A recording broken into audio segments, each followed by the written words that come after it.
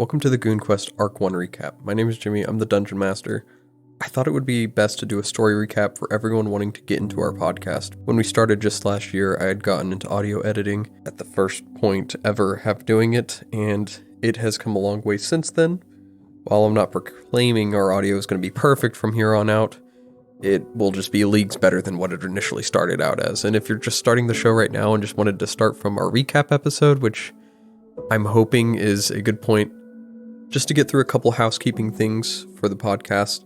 Since our show started, we have included a link to submit NPC names and magic item suggestions, which will be included in the show, just kind of as I see fit if something comes up. If you guys have some fun ones, funny ones, we enjoy to see those and enjoy to include them. That's actually how we got the name of one of our characters, that is a villain, Garfield, which a lot of people have enjoyed. I always hope to see what all people will provide, especially magic item-wise. There's always some pretty funny stuff, but just know you can include whatever names you want. For the NPCs, it could be your friends, family members, if you just want to give people shout-outs in a weird way. That's, I guess, a way to do it as well. And you can find links for that in the description of, many of the episodes, or through a link on our Instagram in our bio under Goon Quest, which is where you can find us. I guess goon.quest is the actual Instagram handle. I don't know if we have a community thing because everything we always come up with ends up coming out extremely inappropriate, so just goons. One of the goons. You can be one of the goons by following us on Instagram, or if you're interested, you can also sign up for free on our Patreon and be one of the good goons. Good goons that gets all the cool information, like information on the deities, the character sheets, map of the world, and a bunch of other fun information that we're hopefully trying to include everything for everyone for free, but there'll be some fun stuff for people that donate to the show as well. Regardless, let's transition to this recap so you can get a feeling of what really has taken place. And a lot of this is pre-written as a script for myself, but if I feel like I'm going to go into detail on something, I will. I'm just going to go through it and read as much as I can. If I find that there's something that needs to be elaborated on, I might just do that while I'm going through it. And if you have questions for anything done in the recap that isn't clarified or seems out of sense, I may have just glossed over when writing a lot of this out, and may have just glossed over points that were small parts in episodes that people might want clarified, and I'll do that. If you can reach out to me on our Instagram or comment on our video via whatever site you're listening to the podcast on, or on YouTube, which our videos also get uploaded to. So feel free to comment on any of those. Or if you just want to say, hey, that's really cool, you could say, hey, that's really cool, and then it'll be really cool. All right, let's dive into this.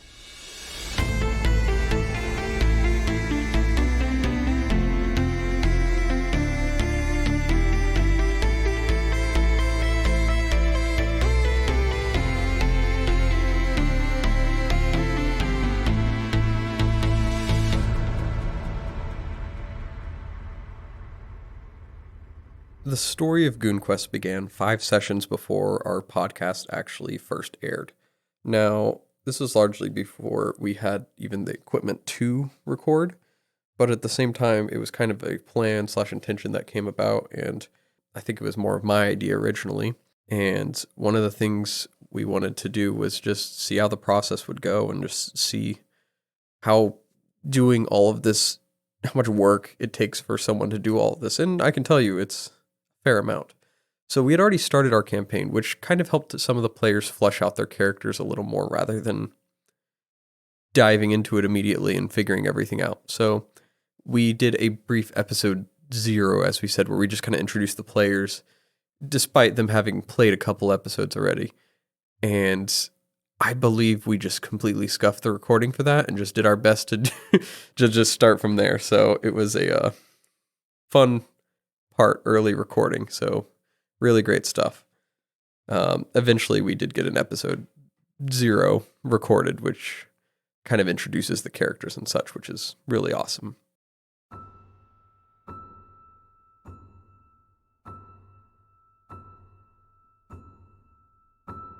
Our story begins on the continent of Inthria, in the small town of Withike. The realm had for the past 1,000 years existed in a time period called the Derrickson, a time in which magic itself failed to work, the gods were nowhere to be found and stopped answering prayers. Most magical creatures either disappeared entirely or merged with the land themselves, such as the likes of tree ants, which just became normal trees. Those with elongated lives such as elves or dwarves aged like that of normal humans. 4 of our starting party members, Voralden Derrickson, a human ranger of an organization called the Collapse Conclave, which had worked to protect those creatures afflicted by their constant struggle and strife by not being able to control themselves during this time, or were sequestered away. They served to protect these creatures. Adras, a human muscle-bound monk from the Order of Holy Form within the Silver South Range Mountains, had served as a worshipper under his mentor, Sigma Chi Coleman, looking to master the body and mind over other things like magic.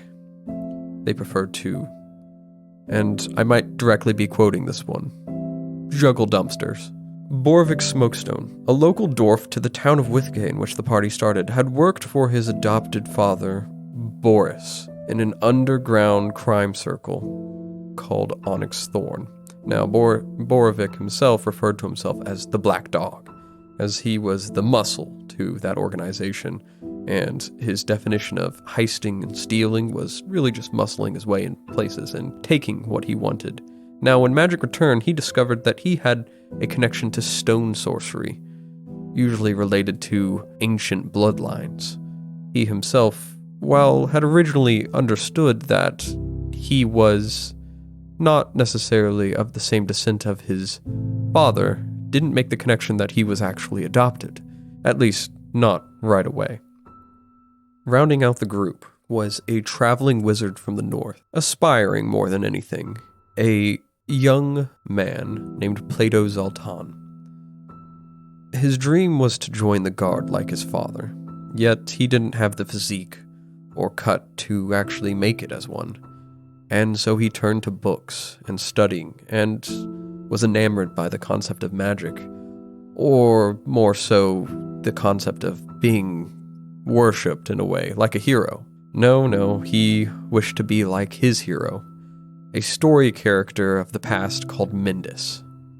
Now, he had a pen pal named Dr. Jacques Dumont, which the DM aptly later named Dr. Jaquaeus Dumont.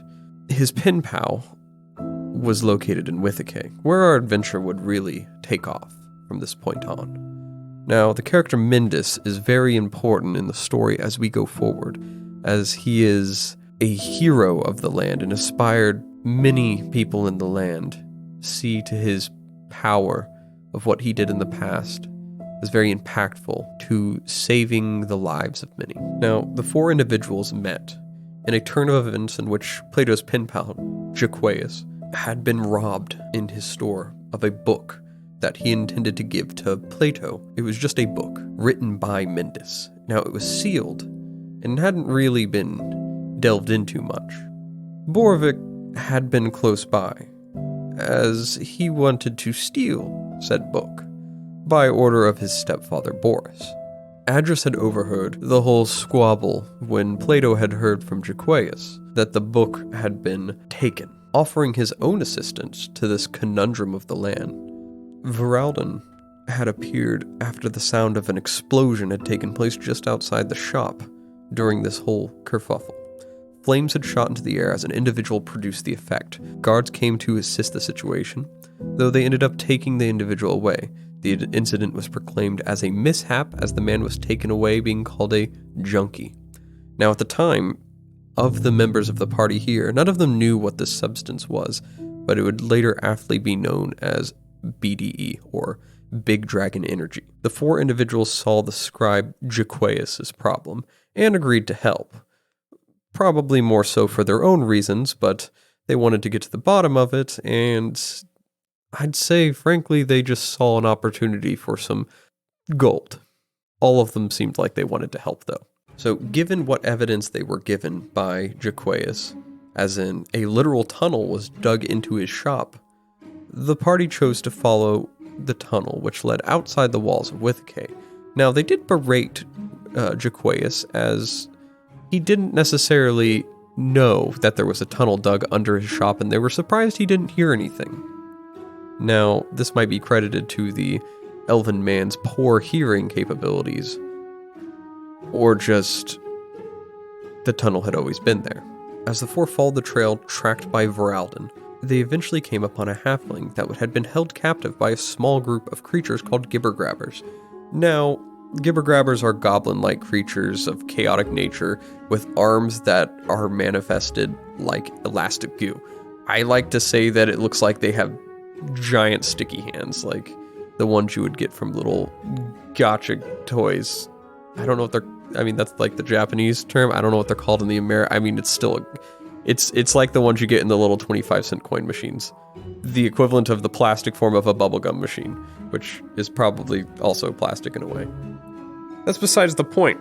Either way, gibber-grabbers were kind of a menace, and the party would soon learn that they did not like gibber-grabbers, as they were creatures of chaos, and as their nature wasn't necessarily to bring harm to others, it was more so to steal knickknacks and shiny things.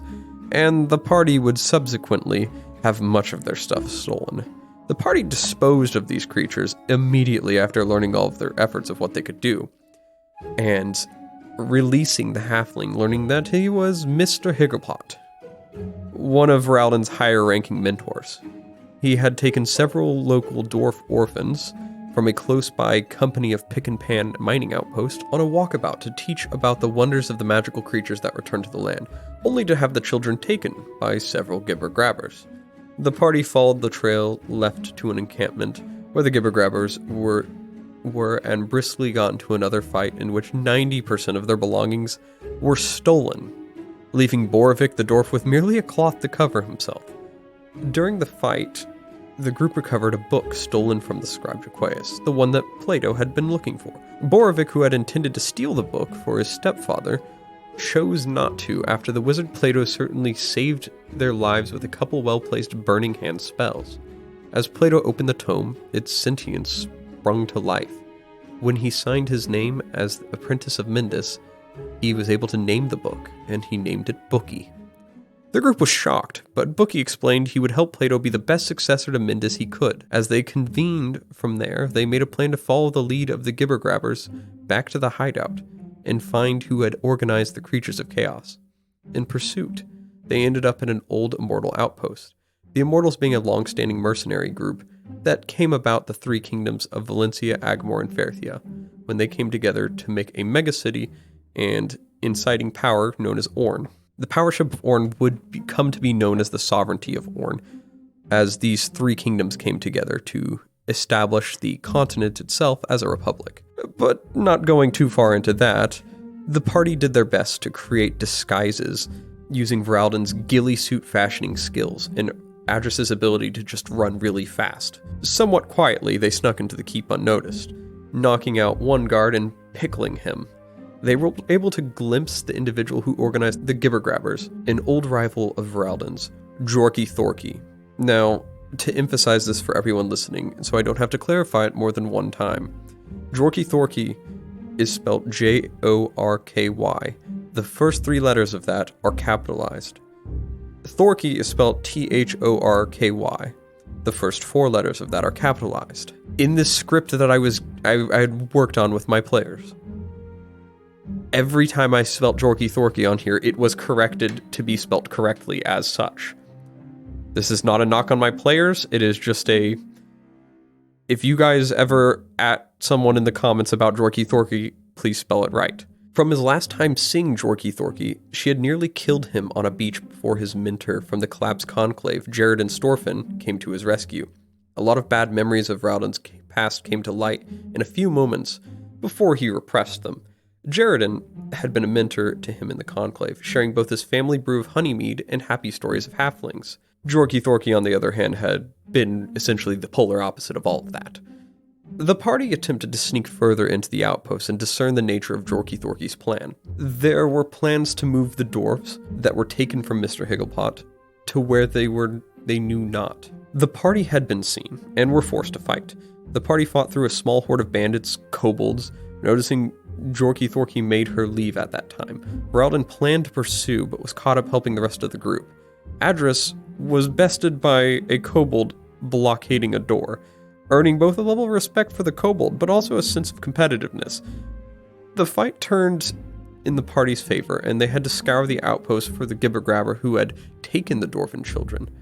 They found the Lord of Gibbergrabbers, a mutated 6-armed Gibbergrabber that could store the items it grabbed in a separate dimension. The party got into a desperate fight, nearly all dying in the process, but came out on top, rescuing the children and recovering their lost supplies, clothes, and weapons.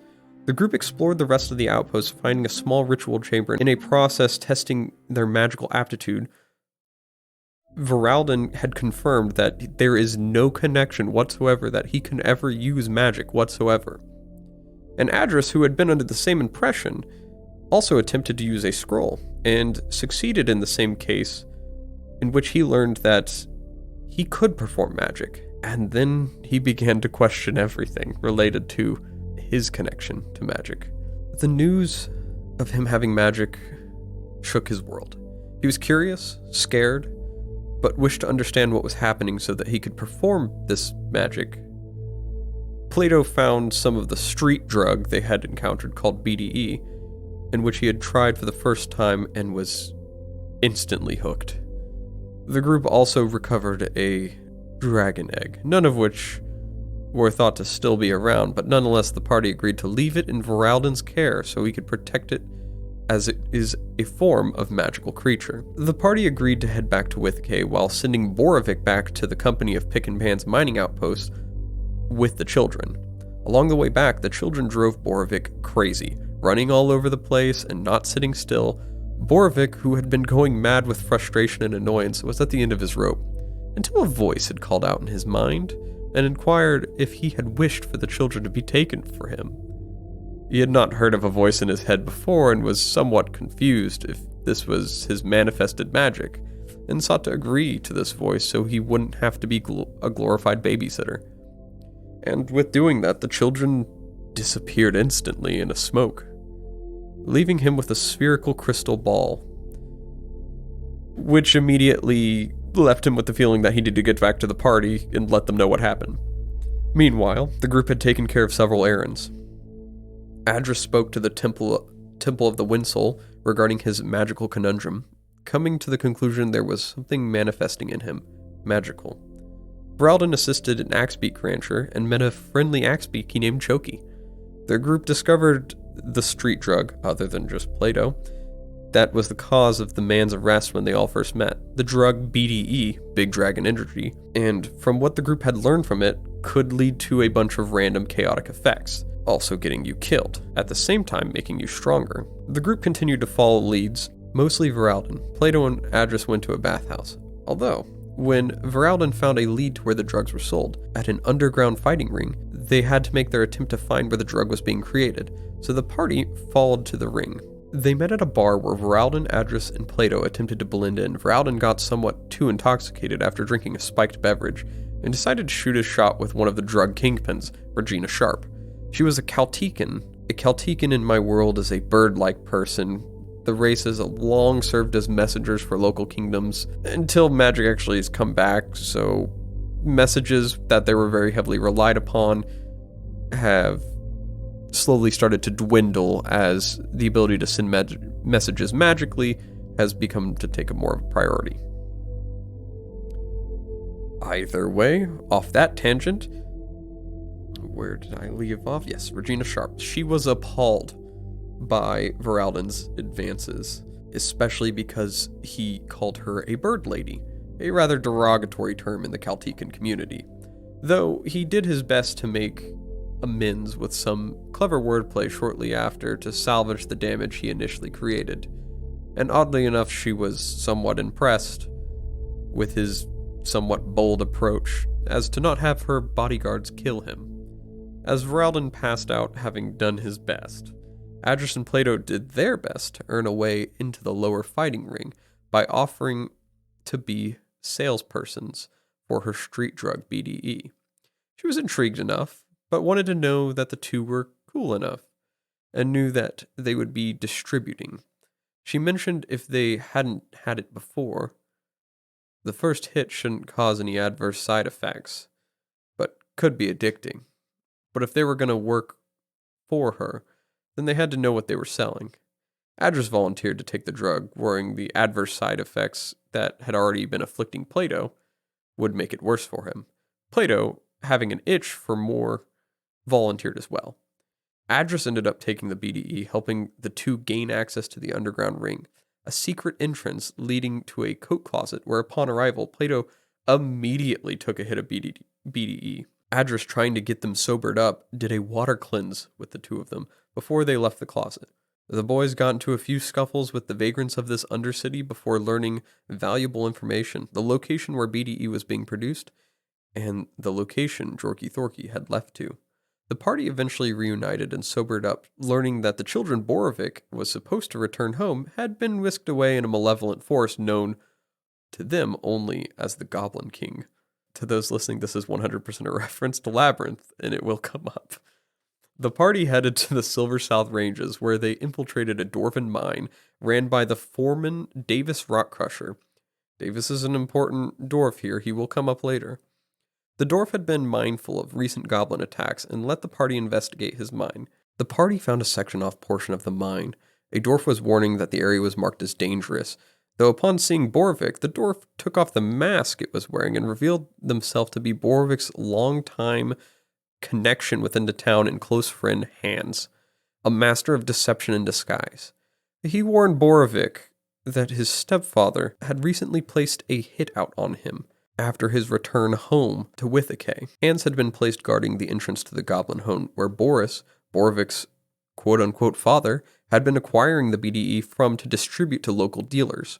The party pushed ahead, infiltrating the goblin's labyrinth trademark, where the party was tried and tested by all manners of goblins across many different canonical universes, not meta to this story, upon where they learned the true villain was not the Goblin King, but the OC Goblin. The worst kind of villain of all is the original character Goblin, where the horrible DM made a original Goblin that's so much better than all the other goblins. He was the true villain of this arc here. He was a goblin that was canonically from Enthria, not from any other canonical gaming or media universe. Although, to those wanting to understand more, I went online and used my knowledge to just grab whatever goblin-related things, and that was the traps within the labyrinth, was having to deal with different goblin encounters. And so we had Clash of Clans goblins and Lord of the Rings goblins, many different types. Either way, I didn't just cut for 20 seconds to process everything I said. The party faced off against the OC Goblin before Voralden caught a glimpse of Jorky Thorky sneaking about the area. He chose to leave the group and pursue his past enemy deeper into the cave system. The party fought the mechanically minded goblin's automaton suit, nearly killing Adras in the process. Voralden pursued Jorky Thorky to a break in the cave which spanned above a body of lava, where Jorky Thorky stood across the other side of the chasm on the higher ground. Yes, she did say, "It's over, I have the higher ground." I felt like it was necessary. Voralden chose to, quote, Opa Indiana Jones style, across in the best effort to fight Jorky Thorky. With the higher ground on Jorky Thorky's side, the half-orc cracked a whip down on his hand.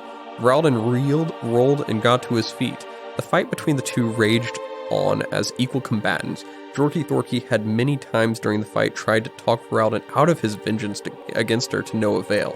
As the ground shifted beneath their feet, it wasn't apparent to them at the time, though, something lurked within the mountain, ancient and slumbering, but awakening. The fight ended with Voralden holding his whip taut around Jorky Thorky's throat as life fled from her eyes. She tried to reach to hand him something, but faded before getting the chance. As Voralden pulled his whip away, he searched Jorky Thorky, acquiring her whip and axe, both cursed weapons harboring the souls of departed treants, along with a membership seal to the Collapsed Conclave, the very organization that he was a part of, although he had never known she to be part of it. Confused and shook, and beginning to fear for his life as the cave system began to collapse, he ran. The rest of the group had made it out of the cave system as it began to fall in on itself, as something came from the depths of the mountain. As the party got outside the cave, the mountainside erupted as stone launched and flames flew out. An ancient red dragon, Calyrex, awoke and set its sights on the town of Withicay. With the destruction at the company of Pick and Pan's mining outpost just outside the mountain, flames and falling stones hit everywhere as the group did their best to rescue who they could, and in the chaos of the destruction, a red, pure-scale dragonborn appeared as a beacon of hope donned in chainmail, a thumping tail hitting the ground. He did his best to assist the party in saving those nearby, and introduced himself as Ithquant Letni, a conquest paladin who left his home tribe to save innocents and purge the world of evil like demons and fiends. A very reoccurring theme for Ithquant Letni will be purging of demons and fiends. Ithquant decided to accompany the group as they seemed good-natured, returning to the now ruins of Withicay, noticing the one last thing in the town standing was the tower at the center with its top lit aflame. Investigating, they discovered runes on the tower, cementing it as a headstone. Calyrex, the dragon's late wife, who was buried underneath where the town was eventually built. The party also learned the tower had a magical entrance which they gained access to by solving a small riddle. Inside, they found one of Mindus's rooms, where they learned that Plato, and even possibly them, could be apprentices of Mindus. And they should look for the second book, imbuing Bookie with the ability to track his sibling text.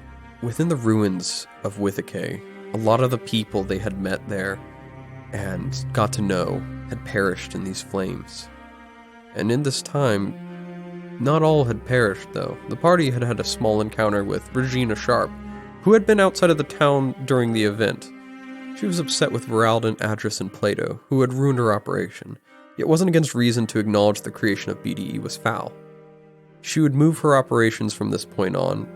She shared a private moment with JoeyAdras, who attempted to charm her once more, and despite her anger of everything going on, in a brief moment of slight, she let herself enjoy the moment, letting JoeyAdras the briefest kisses, and then subsequently pushing him out the door of her carriage to dangle off a rope off the side of a cliff face. Meanwhile, Adras and Plato explored the ruins of the fighting ring where Plato secretly destroyed the remainder of his BDE, swearing it off forever. As they exited the ring, reuniting with Ithquant and Boravik, they encountered Jorky Thorky's uncle, Acheron Vicegrip, who demanded to know the whereabouts of Jorky Thorky. After a small battle of wills between Vicegrip and Letni, which ended in a draw, Vicegrip agreeing that Ithquant, Adras, Boravik, and Plato didn't know about Jorky Thorky, which was true. JoeyAdras wasn't there. Frustrated by the damages caused by Calyrex, he left. Ithquant then went to collect JoeyAdras, who was found hanging off a cliff. Later, the party did what they could to bury the dead, hearing slight noises from a mausoleum crypt burnt and partially collapsed. The party chose to investigate, delving into the crypt. It was here they found the dead did not stay dead, as they were forced to combat long-departed souls recently raised, including a ghoul. During this time, JoeyAdras experienced a form of PTSD, where he was viewing these departed souls as people that he had killed during a rather horrifying night of his past, called the Night of Blood and Ivy.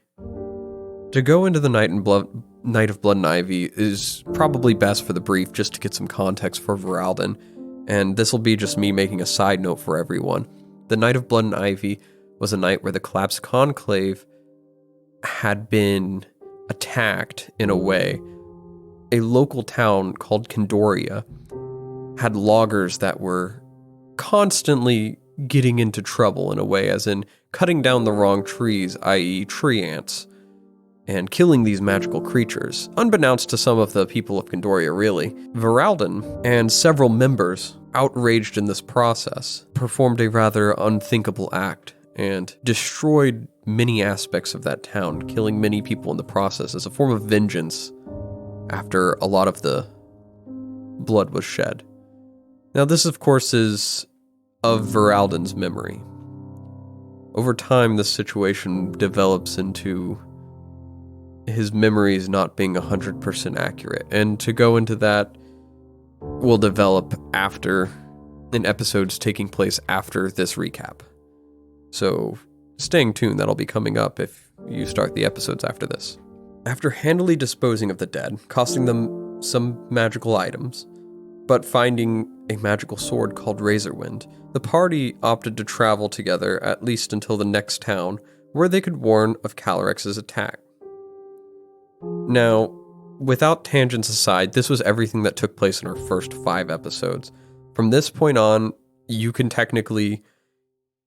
everything I'd say from this point on is from episodes in our podcast. So if anything before this point, everything before this point was me sharing the episode for you all, the audience, of what we did before we started podcasting. From here on out, you could technically listen to these episodes. The audio may not be perfect, but it's all there. It's all there. And I will go into that right now. The young gathering of intrepid messengers set their sights on the closest settlement they could make it to in hopes of spreading the dangerous news of Calyrex as soon as possible.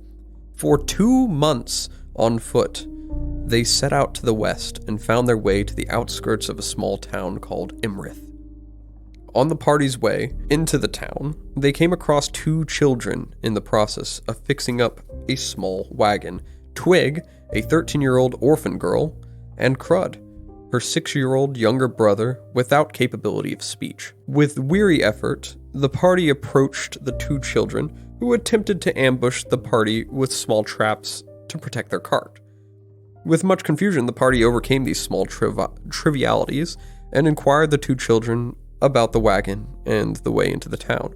The young girl Twig said while her cart needed fixing up, she was scouting for a crew to help her pilot the cart to victory in the local cart race held within the town.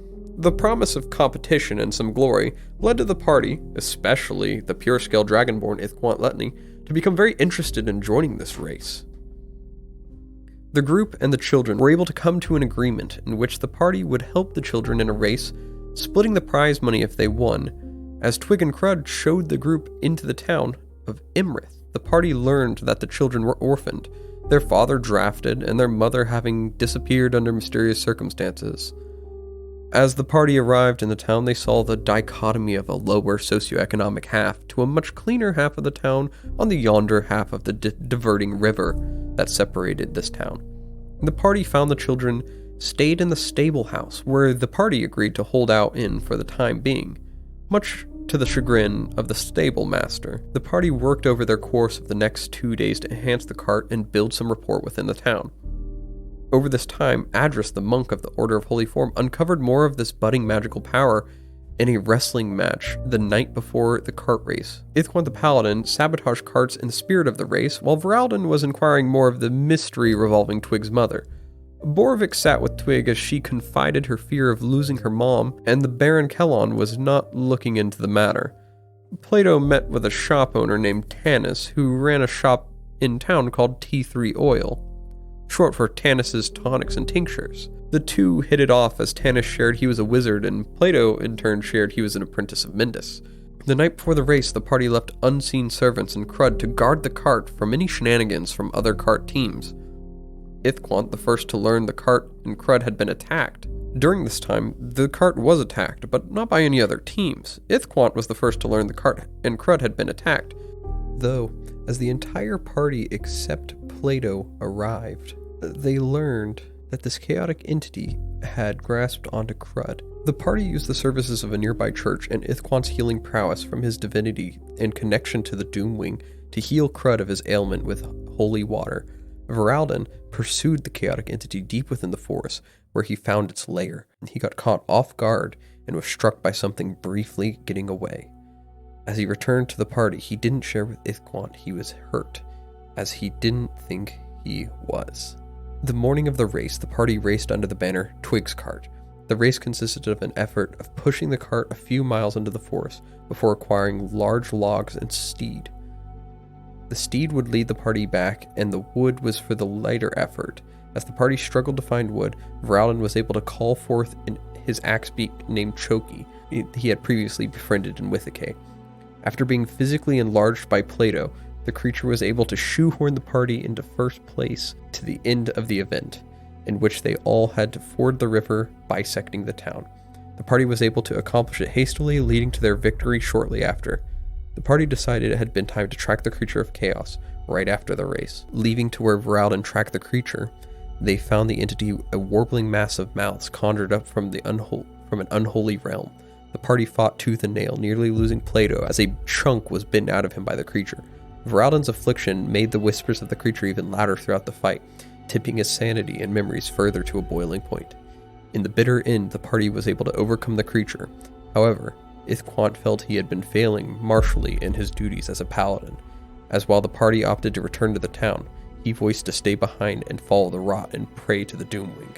This being the first time it became knowledgeable, he worshipped the Doomwing. During this time, he found a source of the rot, attached to a large tree. Though he learned it to be a living tree named Willow Root, and through a long discussion, he learned many individuals regarded the Doomwing negatively, as Willowroot initially thought Ithquant to be affiliated with the other Crimson members traveling to the town. With the knowledge, Ithquant hastily made his way back to town. Now, a little context. The cult of the Crimson are Doomwing worshippers, and the Doomwing is essentially a evil dragon god that many people see as evil. In Ithquant's culture of the pure-scale Dragonborn, a closer to dragon-like race of Dragonborn that are very traditional, follow oral traditions of history, and part of his culture believes that the Doomwing was a cleansing flame to bring renewal to the world, whereas this cult views the Doomwing as a cleansing flame for destruction. So, different takes. The Doomwing is generally seen as an evil deity, however. Not that Ithquant truly understood that. The afternoon approached after the race. When the party returned, Twig was afforded a speech in which she spoke publicly of how the Baron was glossing over his duties to protect the town and its citizens, not utilizing Warren mercenaries, the Immortals, to their capabilities, also going into injustices, inequalities on each side of the town and its citizens. The Baron, feeling attacked by Twig, ended the speech early given his own temperament. The party encouraged Twig's wholeheartedness and passion, while Boravik also encouraged Crud to start smashing some stuff for releasing his own frustrations. Boravik had truly taken a shining to the young 6-year-old boy, and ended up giving his old hammer to him as well. Twig, in the meanwhile, had run off discouraged, which Voralden followed quickly in tow, and as the feast itself drew towards an end, with Twig traveling across to the other side of the river, the town was attacked, surprisingly, by the cultists of the Crimson. They had come upon the town on the other side of the river. The assigned mercenary group of the Immortals had betrayed their loyalties to their own cause, and had relayed information to the cult of a vulnerable time for the town. And as arrows were volleyed into innocents, Plato did his best to slow arrows utilizing Featherfall, while Tanis orchestrated sanctuaries for individuals. Of what militia existed within the town, the Baron rallied them. The party took a frontal assault during the breakout of the fight. Voralden was following Twig, whom had been crossing the river, rather gloomily. He was forced to act in an effort to save her, as an arrow found its way, piercing his cloak as he tried to protect Twig, which she unfortunately succumbed to the shot. Adras was able to grab her and run her back to T3 oil after Voralden brought her over, in which they were able to utilize a potion to save her. While the rest of the party made their way to the village entrance to defend, Ithquant, who had found the cult just as they were about to begin their volley, charged in a second too late. He encountered the leader of the group, a small gnome in full plate mail with a long bladed sword, named Garfield, and his two assailants, two tieflings, Zalia and Zacian. Bedeviled tieflings with wings, as Ithquant recounts them. Knowing this was the true reason why he was here, Ithquant began his assault on the three leaders. Having placed Twig somewhere safe, Adras was able to rejoin the rest of the party as they fought the horde of raiding cultists.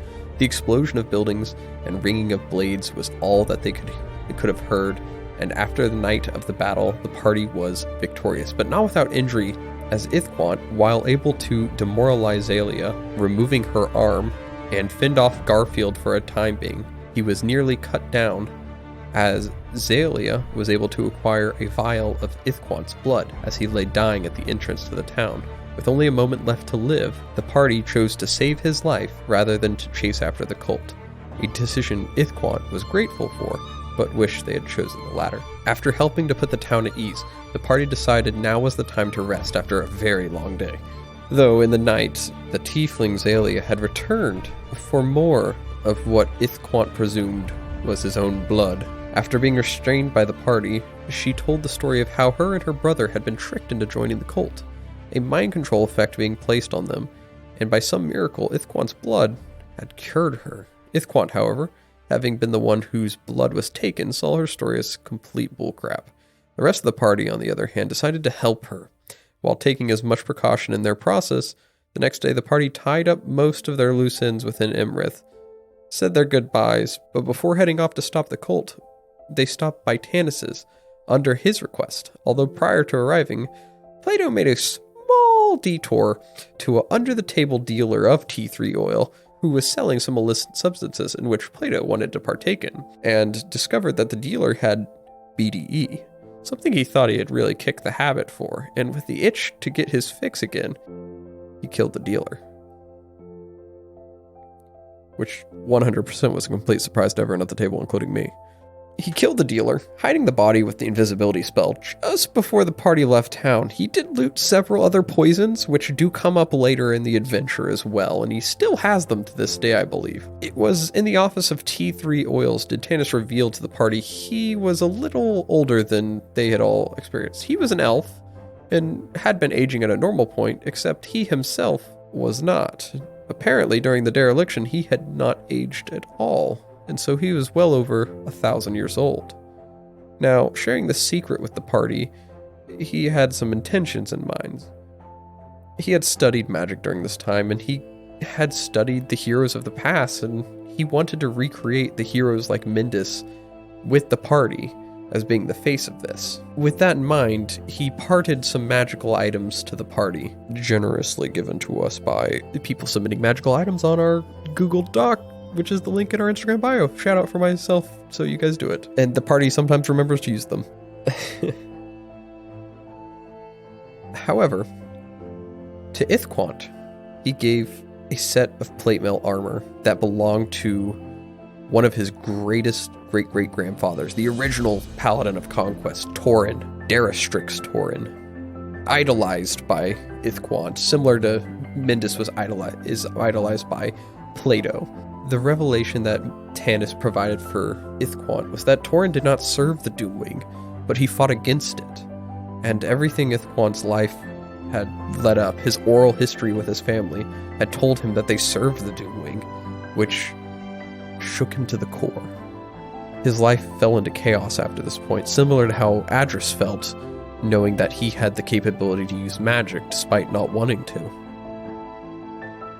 And in that moment, Ithquant fell into a deep slumber in his mind, no longer feeling as if Ithquant was who he really was. And for those privy to the knowledge who had listened to all the episodes, Letni is his character name. Ithquant is kind of a family name, and so he felt that this mistrust to the family was a disconnection, who he truly was, so Ithquant didn't really feel as fitting. The party, now ready to set out, left Imrith with Zalia. They devised a plan in which half of the group would go to the dwarven city of Malbaldrum to rally the dwarves against the cult, and the other half, with Zalia, would head to Orn, the capital of the sovereignty, and acquire an army there. Now, along the road to the dwarven kingdom Malbaldrum and the sovereignty of Orn, the party quickly realized Ithquant was out of his sorts and was feeling lost and a little connection to his faith distant. As he did prior, he appeared his faith was in question. The party pursued the road, discovering along the way that there was this unstable root of magic that lingered in the air. Plato had been studying magic with his magical tome Bookie, and had uncovered much of how the realm was granted magic through a connection called the Reach, a grasping magical root system that connected the realm to others, the connection in this area they were traveling was rather potent. Unstable, but potent. While they followed this distressed route, they came upon a magical creature called a Kaober. It's a family of the Gibber Grabbers, an atrocity really. It looks like a jellyfish and almost like a crab, but with the legs of a jellyfish, and they float around, but if they need to move fast, their legs all constrained to really straight edges, and they run on these 8 tentacle legs that harden really quickly. There's so many weird ways to perceive this creature. One day I'll do art for it. I don't know. We'll figure something out. But I mean, if you want a description and you want to try to draw it, I got you. Just hit me up. Now, these creatures were feeding on the roots, potentially damaging them, and the party chose that these creatures, no bueno. While the safest option they determined to be was to just fight them and defeat them. While fighting these creatures, magical effects caused a triggered effect which would lead to them causing some form of spontaneous magic. So, during all this spontaneous action, Plato decided it was a good time to take another little hit of his BDE, which had subsequently turned him into a blue tiefling, which the party inevitably said was probably from the cause of the Kaobers. Although during the fight they did actually cause some magic to transpire, and it led to several different crazy effects to happen, but ultimately the most tragic thing to happen was Plato had to watch as Bookie became dust before his eyes. After the remnants of the battle, Adras had felt conflicted after seeing all this chaotic magic in the air, and with the weakened root, he decided to approach this area and called to the land, if anything, half-heartedly, trying to offer his magic, get rid of it, offer it back to the root. With doubt in his mind, he was very shocked to find that something offered to claim it for him, to take it from him. And without thinking much of what he might be trying to get rid of versus what was trying to take the power, he offered it to the entity, and that creature greedily took it. Which I can tell you now, hasn't come up yet for the party. But you might find out in this next arc. The party split into 2 groups. The Orn party, called Bird Squad, and the Malbaldrum party, called Eclipse Squad. Bird Squad consisted of Ithquant, Letni, Voralden, Derrickson, and Zalia, while Eclipse Squad consisted of Adras, Boravik, and Plato. Bird Squad arrived in Orn with a singular goal in mind, speaking to the Council of Orn that oversees the avails of the city, and warned of the impending threat of the local cities. While looking to achieve just that, Ithquant came upon a seer, looking to scry information of one's past, present, and future. Voralden, being less privy to the magic arts and knew a charlatan for what it's worth, discredited the man, though Ithquant chose to pursue the knowledge and was able to glimpse a small trove of his ancestors' past. It only led him to more questions. The two met with the council through a series of telling people they needed to be meeting the council, and surrendered Zalia to the authorities, much to Voralden's chagrin. The council had not dismissed the two's warning, though, but pushed the disposal of such a threat to the militia group of mercenary warriors, the Immortals, seeing their responsibility to deal with the traitors that they had amongst them. As the two left, they were approached by a all too recent flame of Voralden, Regina Sharp, or at least a carriage had been sent for the two of them. Regina updated them on how she no longer sells BDE and gave Voralden a gift to remember her by, and directions to get into the Immortals' Keep from the sewers. It was in these sewers that the bird group encountered a shadow demon, wishing to talk, but Ithquant Letni, now referring to himself as Thrakura Theory, refused. Sneaking into the Immortals, Thrakura Theory was able to speak with the First Eternal and secure an army for the group, but Voralden, who took a different approach, was captured and subsequently kicked out. Now that an army had been secured, Voralden and Thrakura Theory took care of a little more personal business. Thrakura Theory learned about his past, Voralden went on a date with Regina, but most importantly, Voralden visited Zalia and met the Shadow Demon again, who informed Voralden about his role as Zalia's Pact Master. Both Thrakura and Voralden learned that Boris, Boravik's adopted father who had tried to get him killed, had actually lived the attack of Calyrex and had taken up work with Regina Sharp, and had told the two that Boravik's real father was in Malbaldrum and he was not a good person. The two opted to pass this information on to the group via a message spell, which will come up later. With overall success with rousing the Immortal Guard to bring forth an army, the two were put in charge of Zalia, a prisoner now to the Immortals, and was told to utilize her as a tool for cult tactics, which additionally, Thrakura took on a paladin mentor, Gideon Lightheart, as he wanted to explore more of his understanding of who he wanted to be with or without the Doomwing.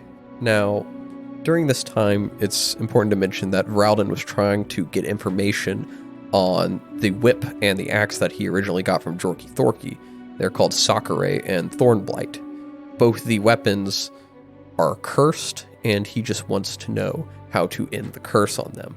He was unable to get that information while he was in Orn, and was very frustrated by it, as he didn't want to pay for people to use their magical services for him. He thought it should be a free action. Just free in general. We'll leave it at that.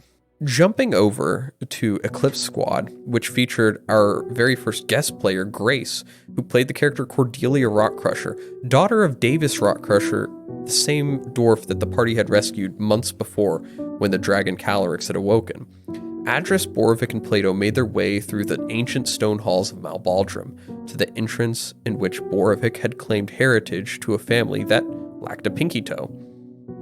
Immediately learning that, only members of a corrupt criminal organization known as Onyx Thorn, which raised many red flags for their group, as they realized not only had Boris been using the name of another Dwarven crime group, it was clearly one Boravik had been from. The group met with a customs officer, who agreed to chauffeur them around the city, provided they would stay out of trouble, of course. The party denied having any contraband, and after taking a quick look at the multitude of poisons and BDE Plato had in his bag from killing a man, Cordelia determined that they were pretty cool. Well, mostly after they mentioned they knew her dad and they were looking for him, because she was looking for her dad too, as he was missing. The party, along with their new druid companion Cordelia, continued through the city, inquiring to Cordelia of her father's whereabouts, seeing him as a good influential figure that could help their case.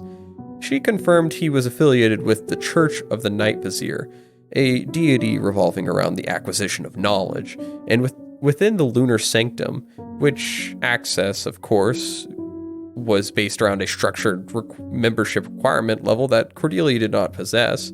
The group opted to follow a dwarven member that knew of others that had access, Steve Elfington, to find what they could on how to obtain access to the sanctum.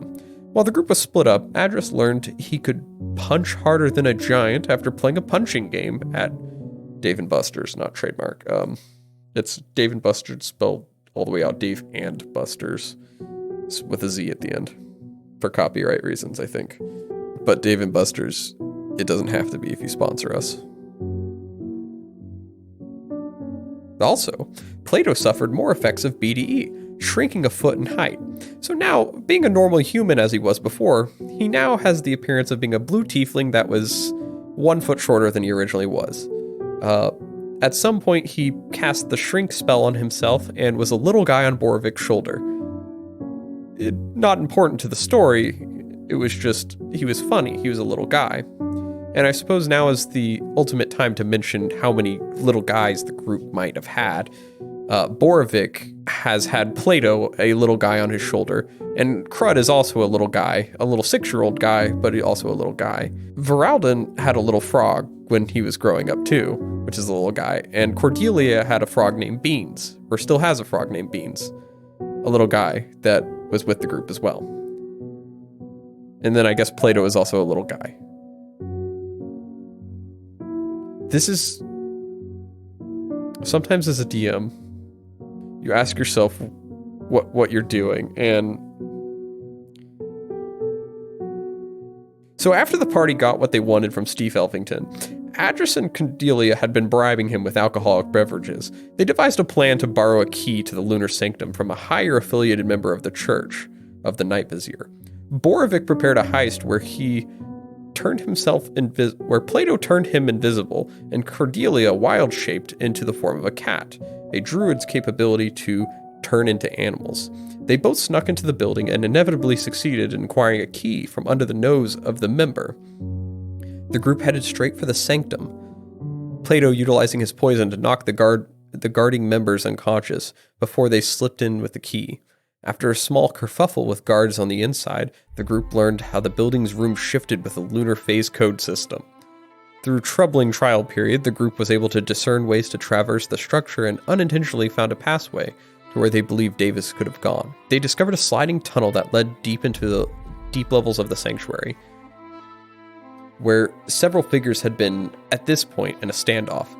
Davis and several church members, Jared and Storfin, the collapsed conclave member, along with two other members, and to readdress it, Jared and Storfin is a hero to Voralden, his mentor that taught him everything he knows. And lastly, a mysterious dwarven figure of Onyx Thorn, which we would later be able to confirm, and I won't go too far into it, but would later be able to be confirmed to be Boravik's actual father, Kaldir Thrain.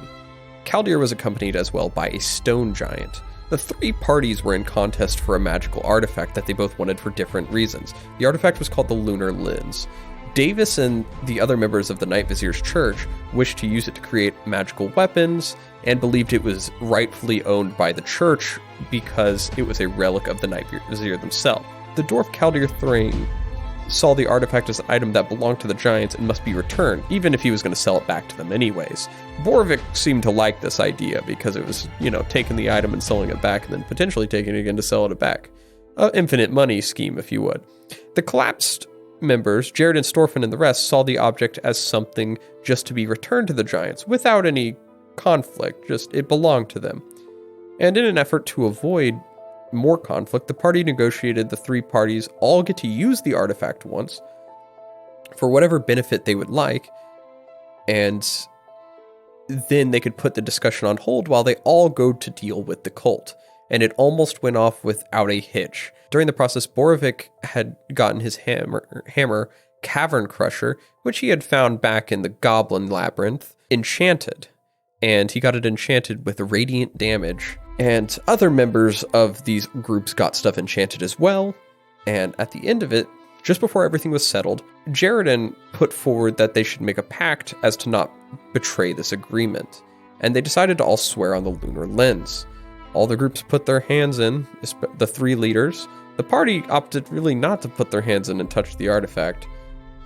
But during this time, Plato had been attempting to fix Bookie with a book he had stolen from the church. And in remaking Bookie, he also noted that a hint of magic was in the air, something related to conjuration magic. He had noted that something powerful was happening. And as the pact was being made, all the three parties' leaders disappeared. Plato was able to suss out that they had teleported, but they don't know where, and the artifact was gone with them. Unfortunately, this undid all the progress they had just made. And with this loss on their plate, Cordelia was now put in the situation where she had to find her dad again. And the rest of the party had to now appeal to the Dwarven Lords on their own. And in the end, were able to get the assistance of one Goober squad, a young, untrained squad of 50 dwarves on goats that the Dwarven leaders claimed were worth 8 men each. With some light time before the party left, Plato succumbed to more of his addiction to BDE before the three all drank at the local Dave and Buster's morosely. And that's Dave and Buster's with a Z until further notified by Dave and Buster's. On the road home, Plato took a moment to try another hit of BDE, though this time he was caught by Adras, whom he had swore he would never do again. The situation unfolded in Plato turning into a potted plant from his BDE, and Adras got word of Plato's unsavory actions by Bookie. When the party reconvened at the Immortal War Camp, the group got the assistance of Gideon Lightheart to clear the air and learn the truth from Plato and how he murdered someone for his drugs. The group actually helped Plato work through what he was done by assisting him in destroying the BDE once and for all and swearing it off as much as he could. He then also agreed to make condolences to the family of the person he killed. With the armies convening, the war was upon them in a little time. The group discovered the cult was utilizing an obelisk tower known as a soul cairn to draw souls departed in the war and empower another entity, of which the party had not known. The ultimate goal, however, was to stop the process. Unfortunately, there was Betrayer Immortal Mercenaries, Crimson Cultist, Zation, 2 leaders of the Crimson Cult, and Garfield. Through some tactical decisions, Plato utilized a levitation spell on the part of the obelisk, and Adras did a flying kick to stop the structure from functioning. Boravik and Voralden, in the meanwhile, faced down a wyvern. Ithquant went toe-to-toe with an Ignom Dragonborn paladin named Derrickson Ignom. A little context when I say Ignom Dragonborn. There were 2 types of Dragonborn in the world. Ignoms are ones that aren't specifically pure lineage. A pure scale means that the color of the Dragonborn, if you are a red Dragonborn, you have not bred outside of the red Dragonborn line. A Ignom have intermingled. Now, resulting, they have looked less and less like dragons and more like traditional Dragonborn from the Dungeons & Dragons setting. The pure scales look closer to that of half dragons, minus wings. That side note aside, the pure scales generally have a level of disrespect towards the Ignom because they don't look as much like dragons as the pure scales do. With that out of the way, additionally during this fight, Plato found another wizard with this book very similar to Bookie, who had been grasping potent ice magic. Plato at the time had made a staple of himself for some fire magic, specifically his cantrip, Fire Blast. Now, the small war was brutal, bitter, and later known as the Battle of Whitehorn Plains. Many lives were lost on this day, and in the end, mustering every ounce of might they had, the party prevailed. The cult was thwarted, and the effort was over. The party immediately came into conflict once more with the general of the Immortals, General Maius, who notioned to keep no cultist prisoner, which stood against the party attempting to take Ignom Derrickson, Garfield, and Zation as their prisoners. Ultimately, the party paid for these prisoners' lives, which also subsequently they drew lines against the Immortals, knowing that something wasn't 100% right with all of what was going on, especially with the corrupt individuals that had already betrayed them. In their rest after the war, Zalia had continued her effort to get blood from Ithquant, not in an aggressive way, more so asking. They had come to more terms with each other over the course of several months, while Letni, going by Thrakura theory, had viewed still Zalia as this demon/devil in ways. He understood her predicament. And with her continued effort to get blood from Thrakura theory, in hopes to cure her brother, Thrakura theory had learned that the two had been afflicted by this blood magic and brought them under the sway of the Crimson, though they had also been under contract with the demon that they had previously met in Orn.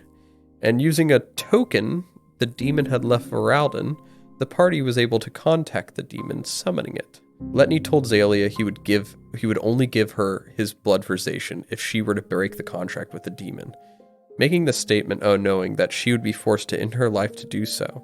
She agreed, however, in a desperate effort, though after learning what she would have to do, the Thrakura theory had decided he would have to compromise his demon-hating ideology in order to help her and her brother, and chose to make a deal with the demon in exchange for their release from contract.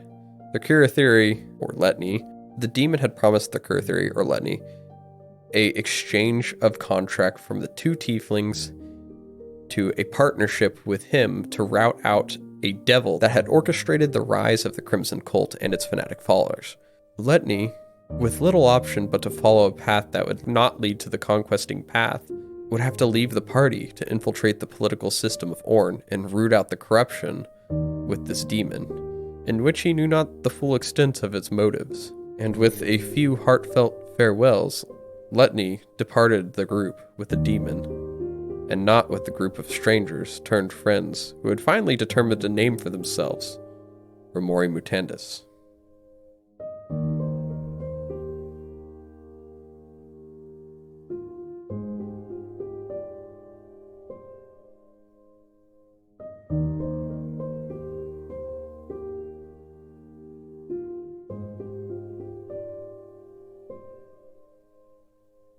And that's roughly where Arc 1 kind of comes to a close. Now I'm glossing over a lot of character development that has happened, so I do encourage, if you haven't checked the show out, to really go back and listen to some of these episodes. Some of them are very unbearable, and I know that, and I understand, but a lot of the character development does 100% flesh out there.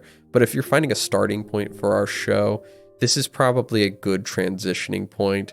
It's just the next portion of the adventure goes on from here, and you all can pick up from here and figure out a little bit of what's going on with each of the characters as this next arc kind of transitions. So with that being said, I hope everyone enjoys this recap, and if you haven't had a chance to check us out on Instagram or if you're just listening to this on a random podcasting website or wherever, just go ahead and follow us or like it or rate it 5 stars, whatever you would normally do in that case. It'd really be awesome. So I'll close it out. Thank you guys for listening to this podcast. If you enjoyed the show and want to hear more of it, please feel free to leave us a 5-star rating wherever you listen to your podcast. Not only does this help others find the show, but it also helps us feel good about ourselves. Our opening music is by Alexander Nakarada, cover art by Casey May, outro music by Alexander Nakarada, audio editing by myself. You might also find us on Instagram at goon.quest, and if you want to provide those names of NPCs, there's a link in the bio on our Instagram. Also in the video or in the episodes, I like to include that link for you, so you can just go straight from the episode and click on that link and submit one as well. And you should be able to find that in the episode description. So thank you guys, and hope you like the episodes as they're going forward. There's gonna be a lot of fun stuff happening. And as it came up at the end of this, Jayden's character left, so there will be a new one that comes. You'll just have to wait and see. As they say, as all of my players say at the end of every single session, just after I stop recording. Wow, Jimmy. Fuck you. No, they don't say that. They usually say something like pussy or some shit like that. All right, bye. I told myself this was going to be a 30-minute thing. 30 minutes, recap everything for someone. They don't have to listen to a full episode. They just get a 30-minute recap. And I'm looking at the timer right now. It says 40 minutes, and I'm like, fuck. That sucks. And we got to get success.